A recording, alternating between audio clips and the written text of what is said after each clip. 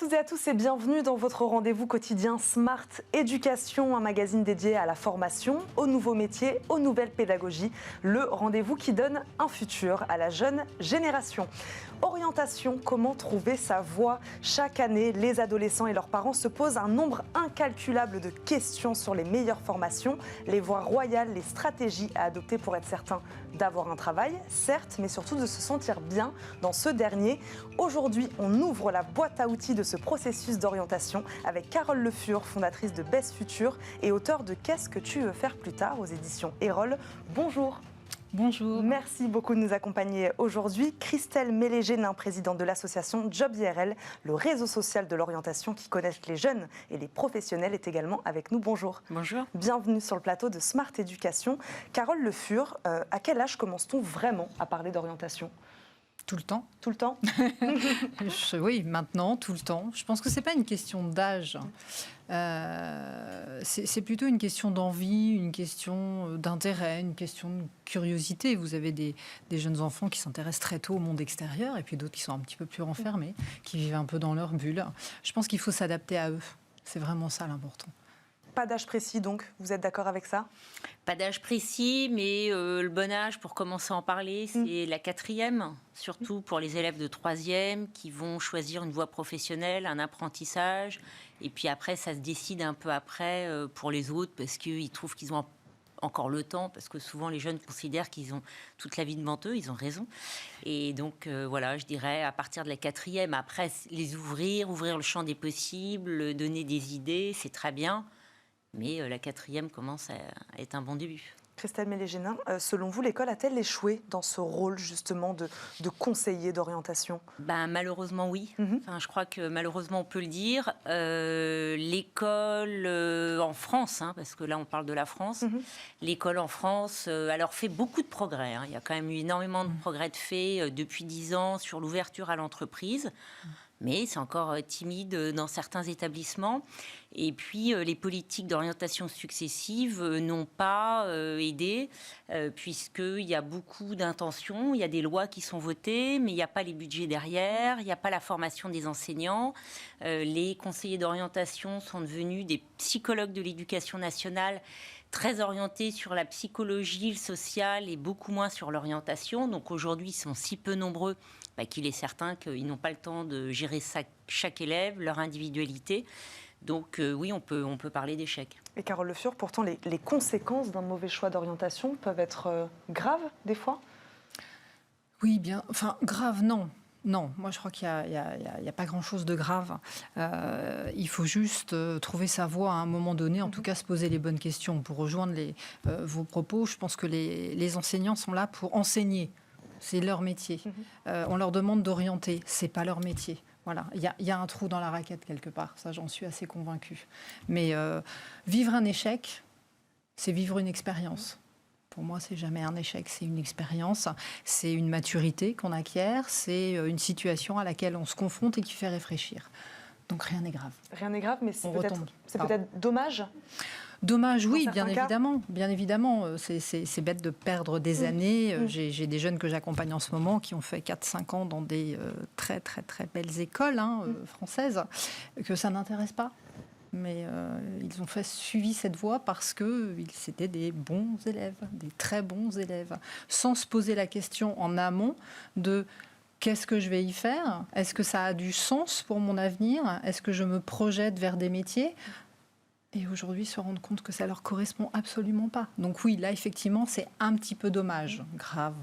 Un petit peu dommage, on a perdu un petit peu de temps. Mais ils retomberont sur leurs pieds, j'en doute pas un instant. C'est dommage. On tourne autour d'un âge, donc peut-être autour de l'adolescence, où on commence à se poser ces questions-là, ces choix d'orientation. Le nous de 15 ans, Christelle Mélégénin, ou de 14 ans, ou de 13 ans, ne sera plus le même que le nous de 20, 25 ans. Comment vous travaillez justement avec ça, avec cette notion-là de... un jeune, il va changer en 10 ans. C'est clair. Alors, ce qui est certain aussi, c'est qu'aujourd'hui, les métiers évoluent très vite. Donc, de toute façon, on s'oriente, j'ai envie de dire, pour une première expérience, pour un début de carrière, pour un domaine d'activité qui plaît. Ce qui est aussi important dans l'activité d'orientation, de faire ses choix d'orientation, c'est aussi d'apprendre à s'ouvrir, à être curieux, à savoir faire des choix d'orientation, puisque tout professionnel aujourd'hui se réoriente, se reconvertit. Donc ça fait partie aussi d'un apprentissage. On parle d'apprendre à s'orienter. Donc ça, c'est extrêmement important. Voilà, je dirais que ça fait partie d'un apprentissage de savoir s'orienter. Nous, on fait des ateliers en établissement scolaire pour apprendre aux jeunes à savoir s'orienter, à savoir échanger avec un professionnel pour justement découvrir les métiers d'avenir. Parce que, comme disait madame, c'est pas le tout de faire des bonnes études, c'est aussi s'orienter vers un domaine qui plaît. Et voilà, et s'orienter, c'est pas uniquement choisir la voie d'excellence qui fait plaisir à tout le monde, ou la voie que les profs ont tracée pour vous, mais c'est aller vers ce pourquoi on est fait pour réussir, en fait. Carole Le Fur, les envies évoluent, évidemment. Christelle Mélégénin le disait, le marché du travail, lui aussi, évolue très vite. De quelle manière vous accompagnez ces jeunes avec Best Future ? Voilà, comment vous appréhendez cette notion de quelque chose qui évolue très vite ? Il faut peut-être plus apprendre à apprendre que vraiment apprendre un métier aujourd'hui ? C'est clair que vous parliez d'apprendre à s'orienter. Moi dans notre démarche chez Best Future, on prône la compétence à s'orienter. Voilà, c'est-à-dire qu'on ne fait rien à la place des jeunes. Ils le savent dès le départ, c'est pas notre métier. Et on leur dit clairement, on fera pas le job à ta place.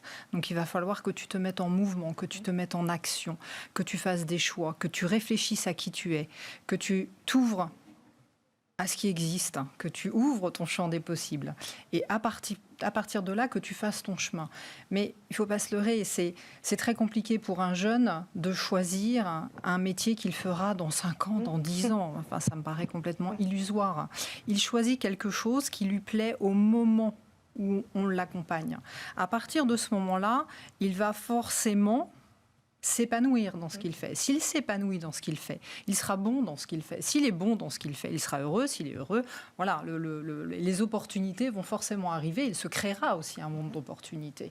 Donc je crois qu'il faut faire les choses par étapes. Il ne faut pas griller les étapes. Moi, je vois trop de parents qui me disent « Bah oui, mais il fera quoi dans 10 ans ?» Alors, je ne vais jamais répondre à cette question. Enfin, je pense qu'en tant que coach d'orientation, on n'est pas là pour ça. Voilà, on fait les choses pas à pas.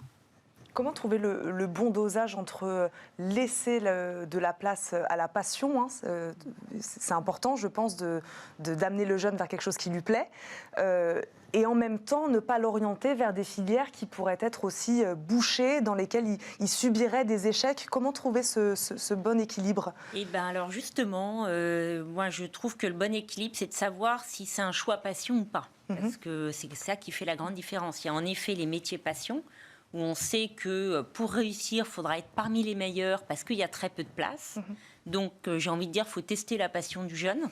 Et puis, il y a des métiers où on sait aujourd'hui que toutes les filières d'avenir, toutes les filières en tension, le numérique, l'industrie, la logistique, le commerce, les services à la personne, la santé, tous ces métiers, j'ai envie de dire, même si vous n'êtes pas excellent, vous aurez un job parce que de toute façon, on vous cherche avant même que vous ayez terminé vos études.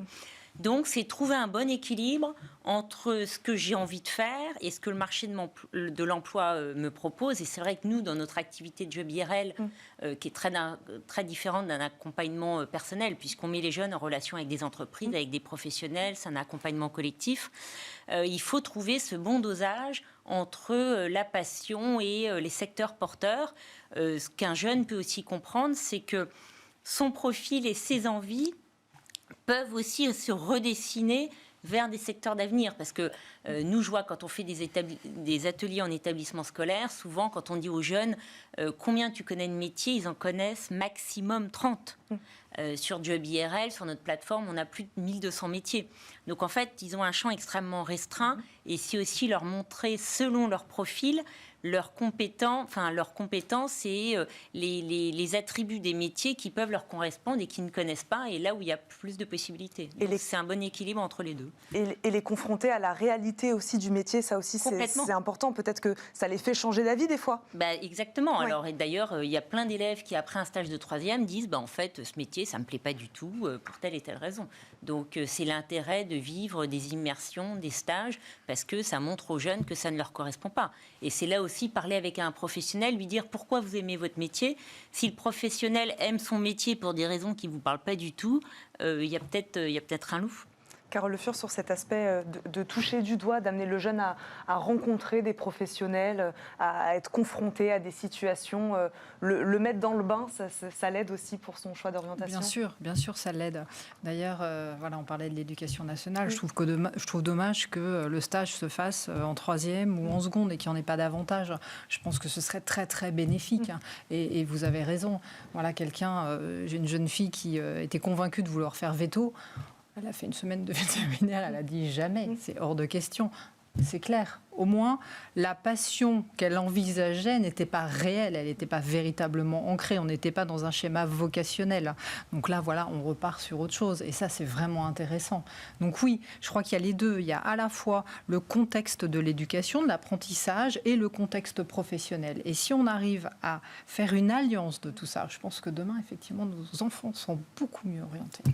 Carole Le Fur, ces évolutions rapides dont on parle, du marché du travail notamment, elles rendent plus complexe, on a l'impression quand même, le processus d'orientation aujourd'hui des jeunes.